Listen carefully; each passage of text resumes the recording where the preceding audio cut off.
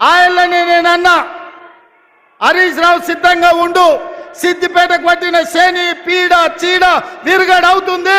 15 August లోపల 2 లక్షల వరకు రుణమాఫీ చేసి తీరుతామని మాట ఇచ్చిన ఇవాళ 15 ఆగస్టు నాడు మళ్ళీ అదే ఖమ్మం గడ్డ మీద నుంచి ఇవాళ సవాలు విసురుతున్న హరీష్ రావు, నీలో చీము నెత్తురుంటే, నీకు ఏమాత్రమైన సిగ్గు శరం ఉంటే రాజీనామా చెయ్యి.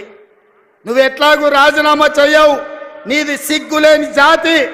అందుకే ఇవాళ నువ్వు రాజీనామా చేయకపోతే అమరవీరుల స్తూపం దగ్గరకు వచ్చే ముక్కు నేలకు రాజు కాంగ్రెస్ పార్టీ మీద సవాలు విసిరినందుకు తెలంగాణ రైతాంగం క్షమించండి.